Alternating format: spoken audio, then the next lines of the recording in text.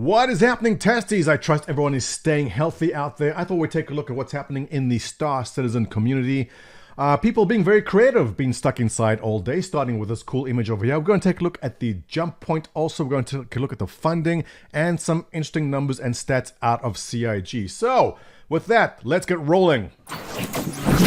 Ladies and gentlemen, welcome back. I am Montoya. What a beautiful picture titled Social Distancing Done Right by user Yu Shui. And here's a fancy gentleman standing in the back of his 890 jump looking out at the beautiful Earth. Now, I wonder if the Earth will actually be modeled like that with weather systems. They can probably do it.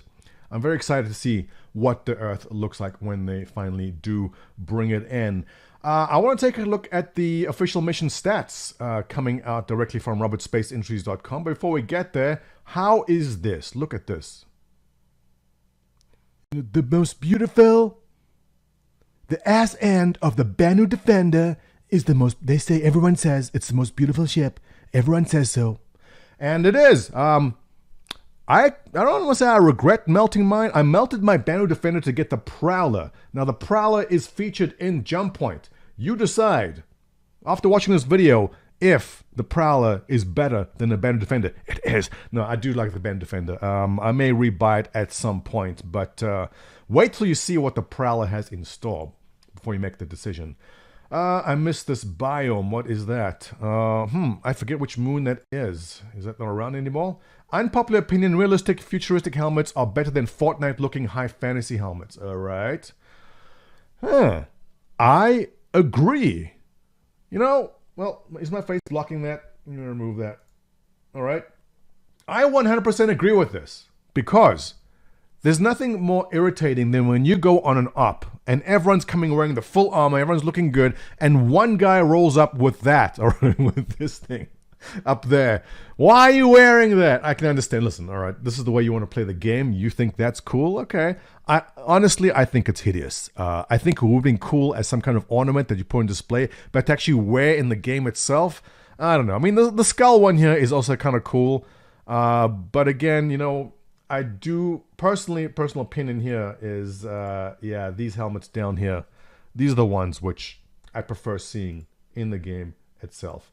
But let's take a look at the jump point, which recently came out. This was posted on Reddit. And if you've been wondering what Ben Lesnick is up to, he is still the editor and writer for Jump Point magazine. And they are talking about the Prowler, my most anticipated and exciting ship to come out. I'm all about stealth. I love stealth in any game. And the fact this is a stealthy dropship just makes it so much cooler. Can you imagine just flying under the radar? It's got a very low signature, coming in right next to an enemy ship, opening up the side door. Those are airlocks on the sides over here. Everyone just flying out, boarding the other ship. I can't wait for that. It is very, very exciting. So anyway, Jump Point magazine here. It's Ben Lesnick talking with William Alwyn and Stephen Hosmer, who all worked on the Prowler. Lots of cool information they put in there. And I definitely recommend taking a read about that if you are interested in the Prowler, which is turning out to be an awesome and very cool looking ship. I love the controls they've shown on it, where it's a single stick, you simply move it around. And the entire HUD is simply a hologram, much like the new Star Wars Picard. If you've been watching that, very cool show also. Highly recommended. Then I talk about the weapons, nothing new or exciting there. We've seen that all before. Now, I want to talk about this link over here posted by Stuart GT. Thank you for that. Bringing attention to this image here, which is missions in the verse. Total amount of AUECs earned is 10 billion. There are 22 missions happening per minute, 2 million completed, 1,313 per hour. Impressive. Average, now this is interesting to me. Average unique users completing missions per day, 9,924. That's just missions. That's just people doing missions will hereby be known as pissions. Let it be known. Average unique user completing missions per day, or pissions, 9,924. Interesting number. This does not count the amount of people simply going to play the game and messing around, not doing missions. We'll get to more on that in a second. PvP versus PvE missions. Interesting. delivery, mining, bounty. Impressive numbers. Top 5 mission givers. Is it Battaglia or Battaglia? Italians in chat down below there. Let me know. I don't want to butcher that. Constantine came in number 2. Wallace number 3. Eckhart number 4. And Pacheco, man-spreading over there. Am I blocking her man-spreading? Look at her. Man-spreading away is number 5. I wonder why she's the least popular. All right, so back to this number right here. I was curious to know, how does this measure up with other games? Now, keep in mind, these are just people doing the missions, not total. Can we assume that the amount of people playing all the time is at least double that? So can we assume 20,000 people unique every day? We don't have numbers to back or confirm that in any way. I'm just making a wild assumption. But I was curious to know, how does that back up with other games being played in Steam, which gives regular stats? So, take a look at this.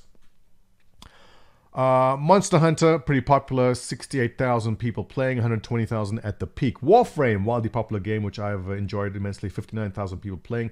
Destiny 2, 52,000. Where does Star Citizen fit?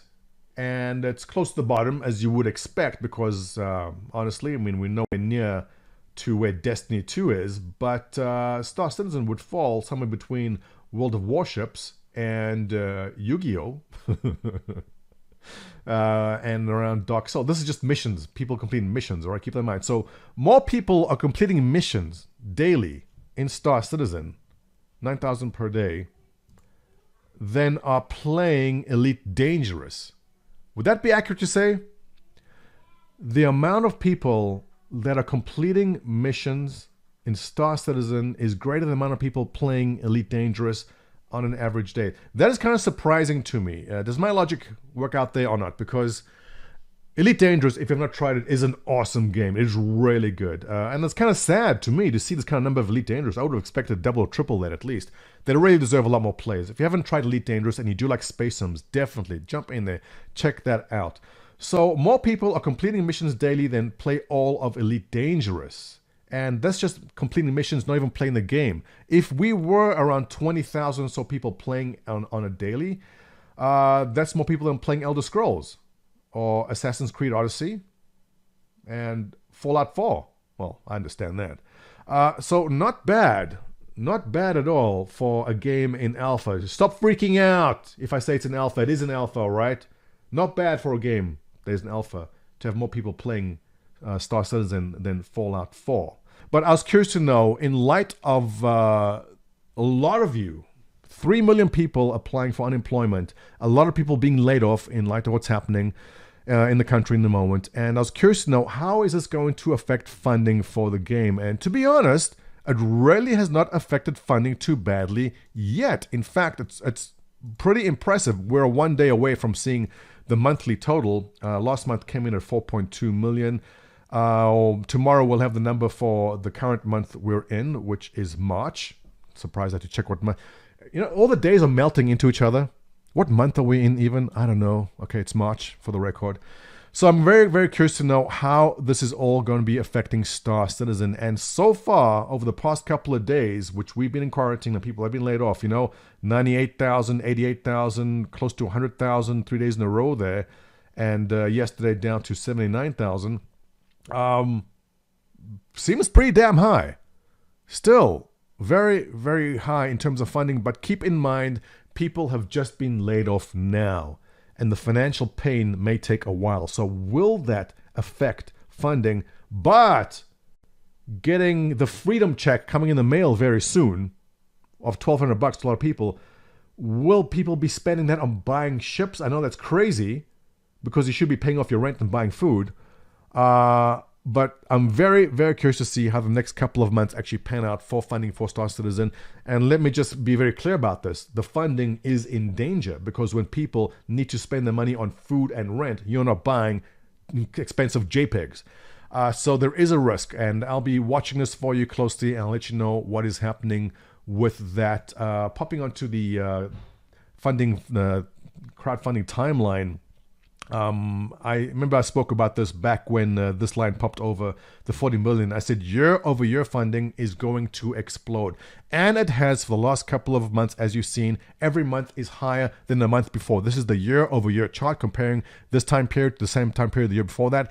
And it is skyrocketing. If you remember this chart here, in 2019, I was saying it's the biggest January, it's the biggest February, it's the biggest March.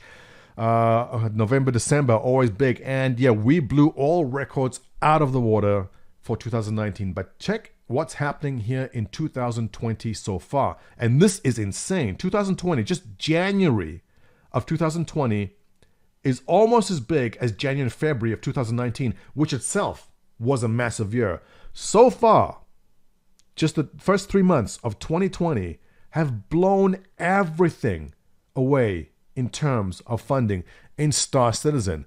But again, there is a very, very strong possibility that the current economic environment will result in diminished funding going forward. If that is the case, we already have a massive, massive head start on every single year that has passed. So even if the next couple of months are very, very small, at this point in time right here, Star Citizen looks to be in good shape, but I'll be keeping a close eye on this and letting you know what's happening. Now, on the theme of funding, there was some additional news coming out that existing investors, the same family, the Calder family, who gave 45 million the other last year, have decided. Let me just read this. CIG announcing that existing investors have raised 45 million for 10% of the company, exercised an option to buy an additional 17 million worth of Cloud Imperium.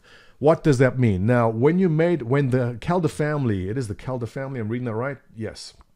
When the Calder family did fund for 45 million for 10% of the company, at that time they were given an option to buy an additional 17 million worth if they felt like it. Why are they given this option? Well, we're going to give you this 45 million, and if we like what we see, we would like the option to add more and have a bigger stake in the company. Now, we don't know what the current stake is, but let's just say that the Calder family did feel positive enough with the initial investment that they did want to give an additional 17 million to go towards CIG. So that is good news that the Calder family still sees are comfortable and are positive enough in their investment that they wanted to add more money to that. And I think that basically wraps up all the things I wanted to touch on. So let me know if you read the jump point and how awesome the Prowler is, because it is. Impressive numbers from Star Citizen as far as the game being in alpha and hardly much to do with a very few game loops. Can we say there's 20,000 people playing on average the same amount of Fallout 4? Maybe. And let's leave it at that, guys. All right, stay healthy. And if you are quarantined at home, you want to hang out, jump into our Discord. We are also there, discord.gg/test. You're welcome to drop in and hang out with us. And wash hands, wear your mask, guys. Oh, can I tell you a little story? Okay, I'll save this for the next video. We'll be discussing the current COVID situation. Otherwise, guys, stay healthy, stay safe, and I'll see you in the next one.